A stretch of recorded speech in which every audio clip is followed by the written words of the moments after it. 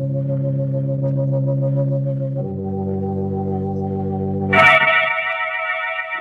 Tea and Lipton Soup present Inner Sanctum Mysteries.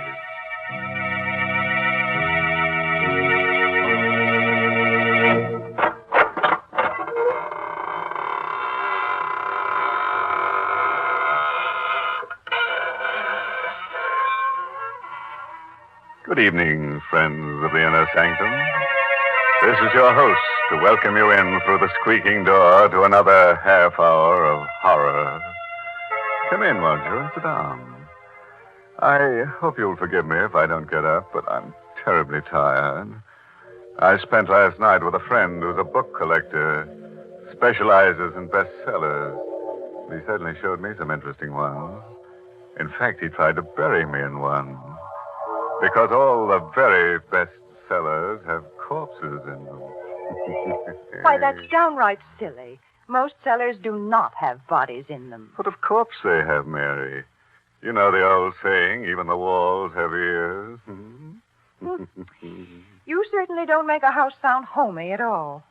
Why don't you talk about the kitchen with its good, warm smells of homemade food?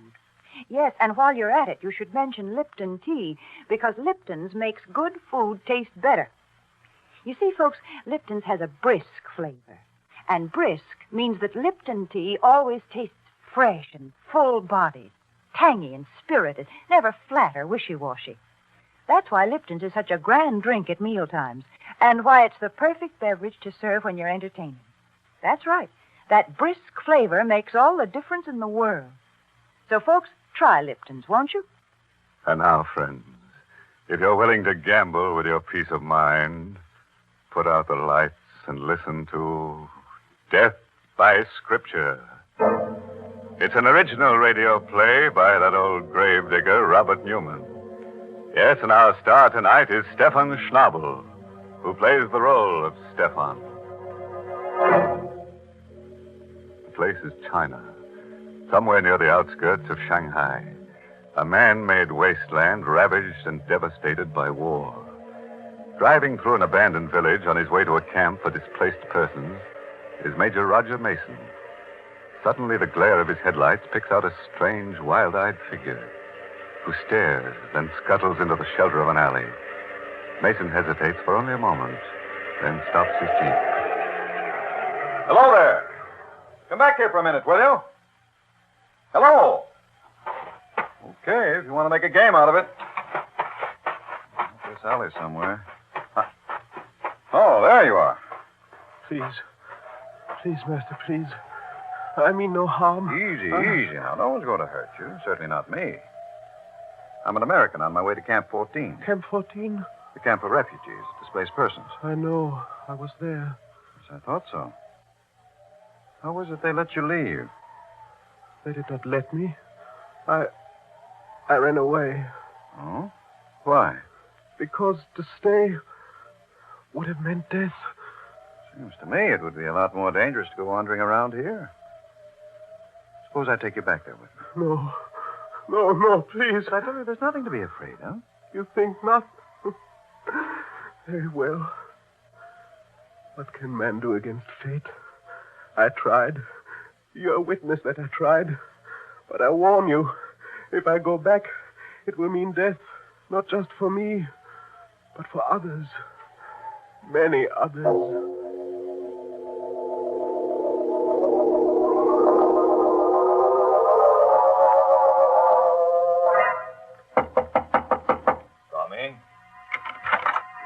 Dr. Cornell? Yes. I'm Major Mason. Major Mason, I'm very happy to meet you. Welcome to Camp 14. I'm very glad to meet you, too. I've heard a great deal about you. The job you've been doing here. Oh, Dad. There was not much I could do when we were all prisoners. But now that we have been freed and are beginning to get food and medical supplies, it is almost like a holiday. May I present Miss Mia Singh, who has been assisting me? Major Mason? Miss Singh? I brought someone here with me, someone I picked up on the road, and... Stefan. I did not want to come back. He made me. Well, then he does come from the camp here? Yes, of course. A curious case. We have never been able to discover his last name or even his nationality. We have many kinds here, you know. White Russians, Koreans, Siamese, Burmese. Stefan, why did you do it? Why did you run away? Because I was afraid. Because of this.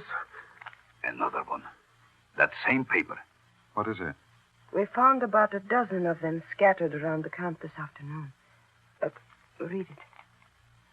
You have not escaped. There is no escape. Do you recognize this symbol here? Japanese Black Dragon Society. It says there is no escape. And it's true. I tried to escape, and what happened? He brought me back. Our benefactor. Our savior.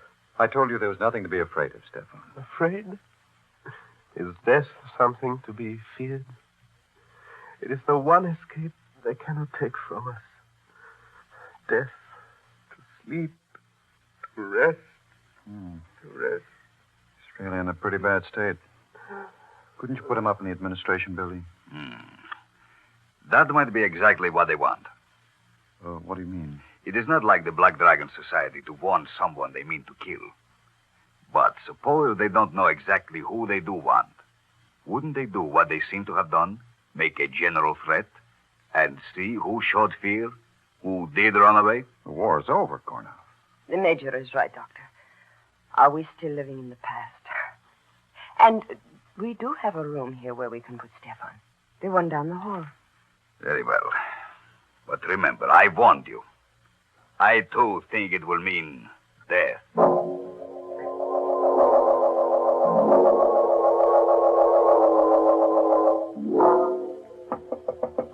Stefan! Stefan! The door's not locked, Major. Come in. I didn't know whether I'd be disturbing you. Whether you were asleep. Sleep? I never sleep. Never. You're feeling better, though, aren't you? Safer?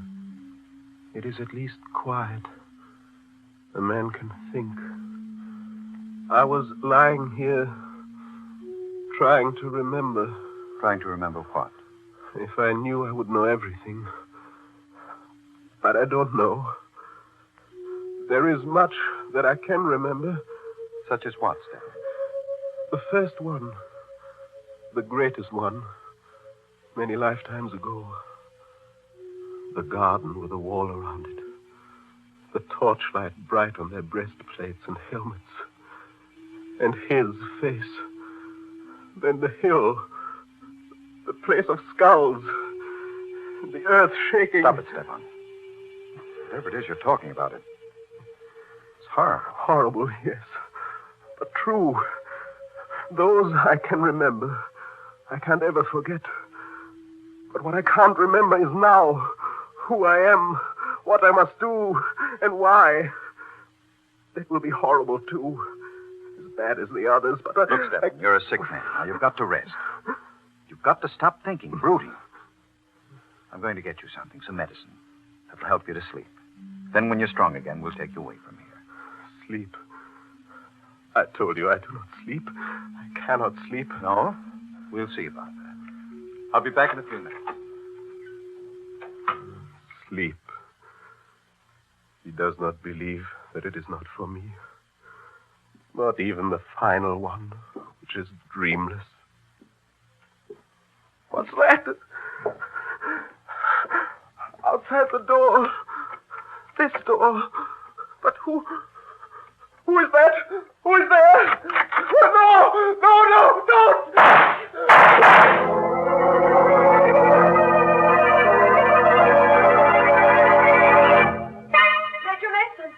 Major Mason, did you hear Yes. Down at the end of the hall there. Stefan's room. Come on, quick. Major Mason, here. This way, down here. It sounded like shots, as if... It was. Look. Stefan. No, don't touch him. Let me see. Dead? Unless he's not flesh and blood. 3 slugs right over the heart. Must have been fired right from the door there, and... Good Lord. What is it? His pulse, still there. Where's your searcher? Right next to the office. What there is of it. Here, help me carry him in there. We'll operate immediately.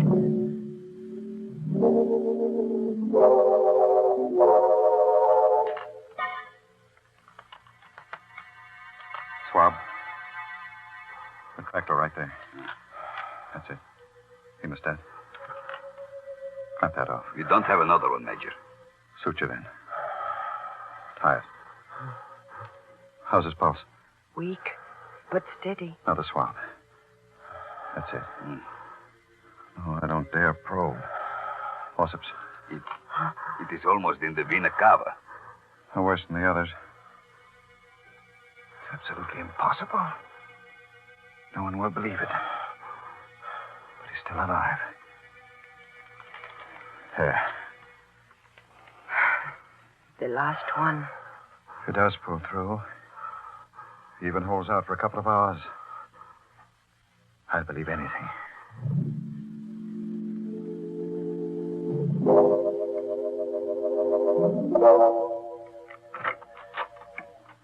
How is he, Mia? I don't believe it either. But he's better. His pulse is still strong and there are no signs of shock. I'll stay with him for a while. You go get some sleep. No, I'm all right. I'd like to stay until we are sure that... Major, look. He's coming too. No. Don't make me come back. Don't make me do it again. Don't. Hello, Stefan. How are you feeling? What? Oh, yes. The American. Why are you looking at me like that? Because you have no right to be alive now. And you wouldn't be if it were not for him. I never had any right to be alive. But I am. And I won't die. I told you I wouldn't. I couldn't. Until I do what I have to do. And what's that? It is coming to me. Slowly.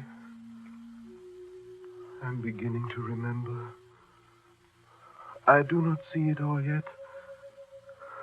But I know what it will mean. Vultures and blood. Coffins and death.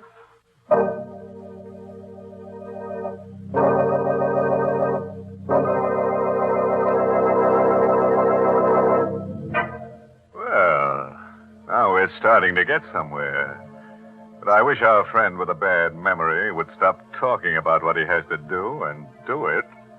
Here we are halfway through our story with only one shooting and no corpses. If things don't pick up, I'm going to get in there myself and show them how to pour gore. My goodness, aren't you ever satisfied? I've had the creeps ever since this story started.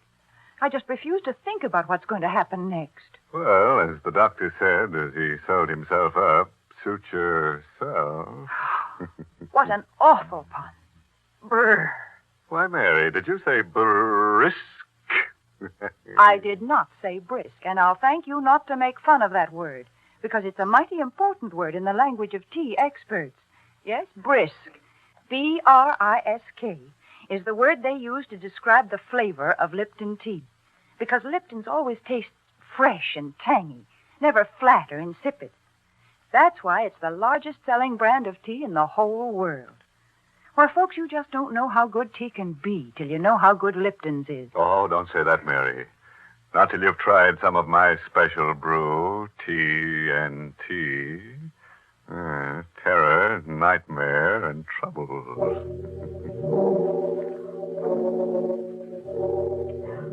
It is the next evening, about 10 o'clock at night. The dust-laden wind still wails around the lonely camp, and the refugees from many nations sit huddled in their rooms.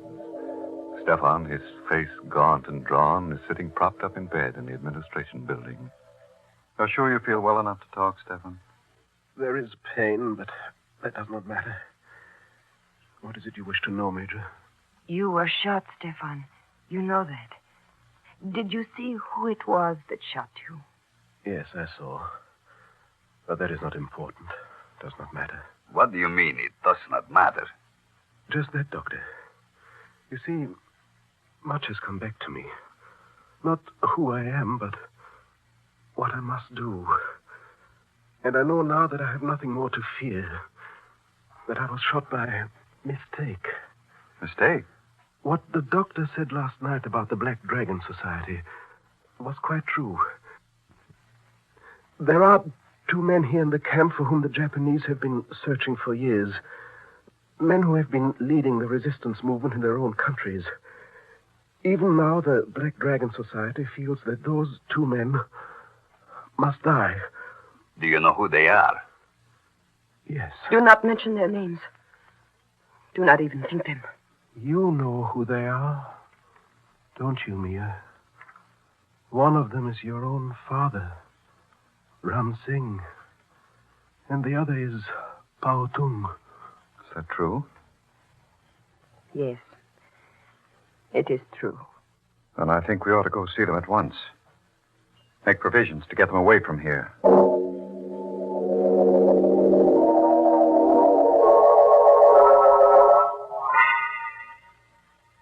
That, then, is the situation, gentlemen. And I should like to have you escorted to Shanghai as soon as possible. You are very kind, Major. We felt that our best protection lay in anonymity. We may have been wrong. As for the danger, even though Japan has been beaten, not all the members of the Black Dragon nor their agents have been rounded up. So... Nonsense, Ram Singh. You always were too cautious. The Major is right. We should have declared ourselves, returned to our countries at once. I, for one, will be happy to do so now. Good. There are a few things in my room I would like to get first. It will not take but a moment. I will meet you back here. Fine. You still look worried, Father. Do I? Perhaps I am. After all these years, waiting, working, suffering, to be so close to what I waited and worked for. But what is there to be afraid of? The Major has promised you protection. I know, and I'm profoundly grateful. But I keep wondering how Stefan knew. What was that? Out on the compound, and it sounded like... Pao Tung. Stay here, both. No, wait, I'm coming with you. Father, you stay here. Lock this door and do not let in anyone unless you know who it is. Major Mason! Major Mason, where are you? Over here. This blasted dust is so thick. Who's that? Kornov, you heard it too? Yes. Sounded as if it came from... Here he is. Powerful. Yes. Dead? Very. Throat cut from ear to ear. No. No, he just left us. He was only gone a minute. That minute was all somebody needed.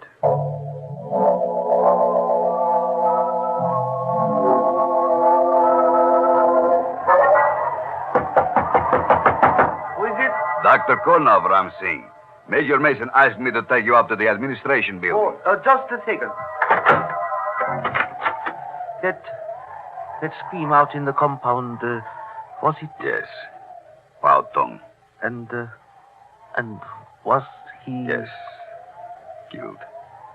That is why the Major wanted me to come and get you. To put you somewhere where you would be safe. You are ready? Yes.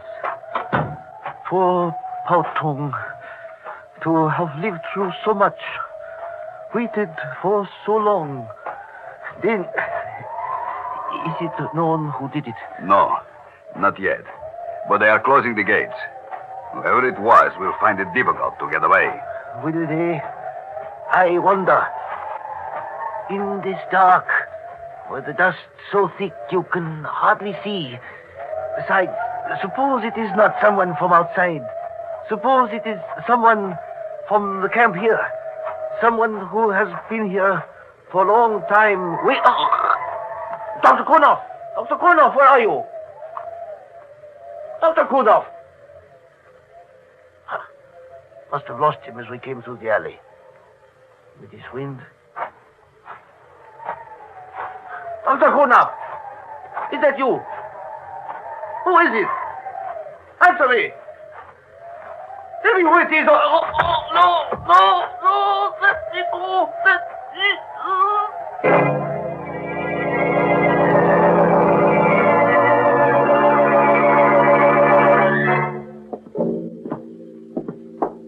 Open the door for me, will you, Mia? Of course, Major. Where are you going to put him? Yeah. Right here. In the office. You told the guards at the gate? They are closed now. No one will get out. But, Stefan, what are you doing up? You should not be out of bed. I heard something outside. A cry, and I had to see. Which one is it? Parton. Dead? Yes. His throat cut. And the other? Your father, Mia. Dr. Kurnoff went to get him. He is bringing him here where he will be safe. Now go back inside to bed. Father? Dr. Kurnoff? Gurnov, where is your father? Isn't he here? Why, no. You were going Didn't you go get him? Yes, I did. We started across the compound together, but it was so dark. The dust was so thick. I lost him. I called to him, looked for him, and when there was no answer, I thought he had gone on ahead. Stay here, all of you. I'll go. I'm sorry, Mia. Why? Why are you looking at me that way?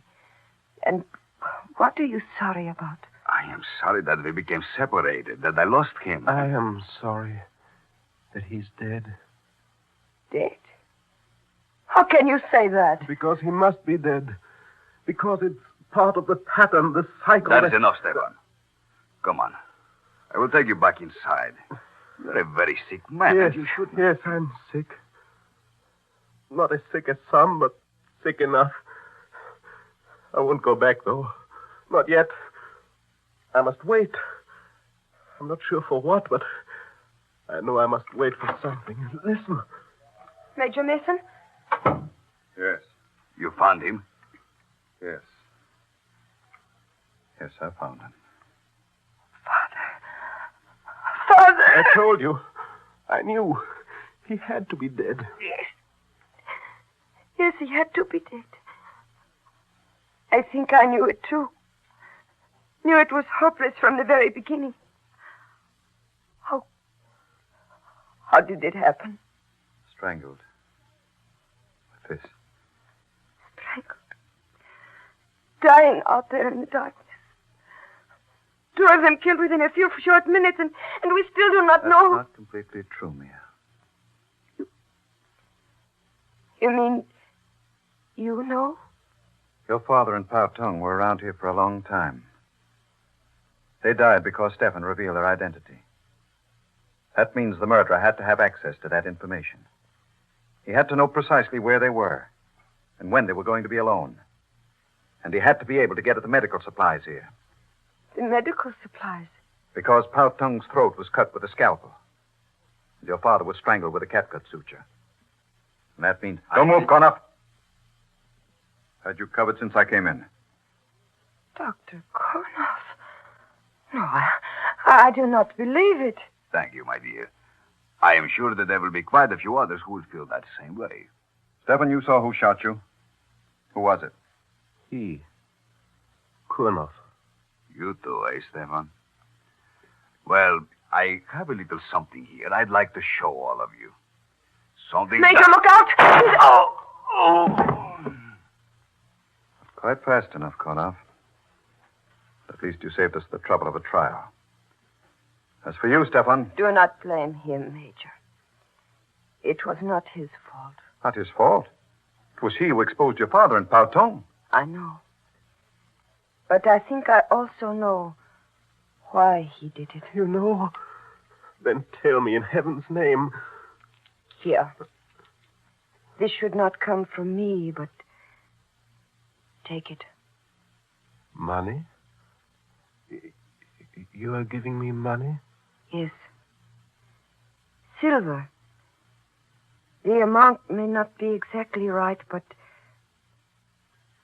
now do you understand? Yes. Yes. Thank you. And bless you. I do understand everything. What I have done and what I must do. What does he understand? Why did you give him that money? There was once someone else who betrayed a friend and was paid for it with silver. 30 pieces, to be exact. You mean? Yes. In the Bible. One Judas Iscariot. But that's mad, insane. Are you implying that that's why he didn't die when he was shot? That he's eternal, immortal? I do not know. Perhaps he is not always the same. Perhaps in each crisis, in every period of history, there is always one who must play the role of the betrayer, even against his will. But this much I do know, that he is not immortal. Wait a minute. I just remembered. The story of Judas in the Bible. Come on, quick. What's that? The money I gave him on the floor. And, Good heavens. yes, Matthew 27, as I recall. And he cast down the pieces of silver in the temple and departed, and went and hanged himself.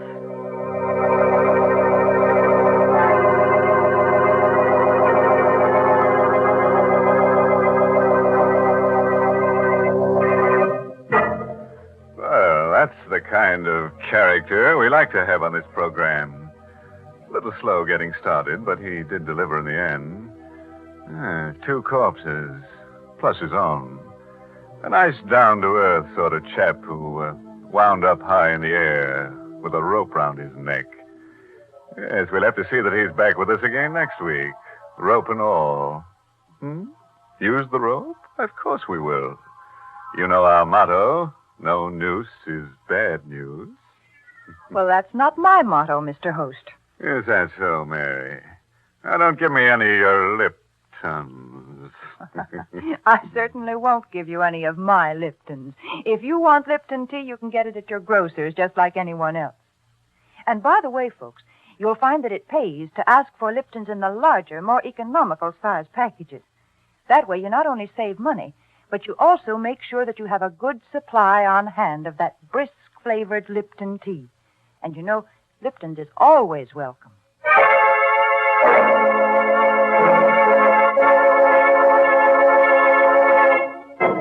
And now here's a word of advice, friend.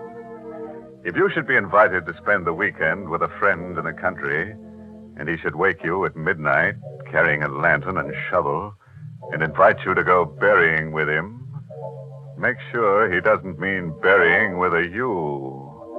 And when I say you, I do mean you. Oh, by the way, this month's Inner Sanctum mystery novel is The Whistling Legs by Roman McDougall. Yes, and next week's Inner Sanctum story, directed by Hyman Brown and brought to you by Lipton Tea and Lipton Soup. Next week's story is about a honeymoon couple. Yes, funny kind of characters to be on this program, eh? Is that what you were thinking? Well, this couple finds a corpse right in the middle of their bed. And they can't ask the corpse to leave, not to its face anyway, because, you see, it has no face. Now it's time to close the squeaking door, so good night. Pleasant dreams.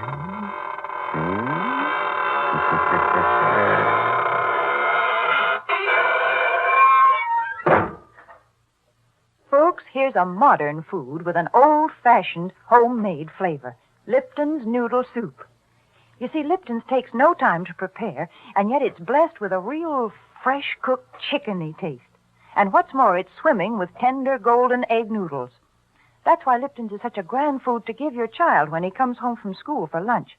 Yes, it's quick and it's appetizing. You'll find that children enjoy Lipton's just as much as grown-ups do, because it has the same good spices, the same rich, old-fashioned flavor as the chicken soup you'd make right at home. So, friends, don't forget to serve Lipton's noodle soup.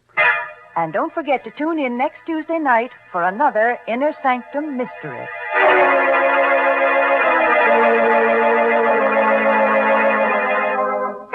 This is CBS, the Columbia Broadcasting System.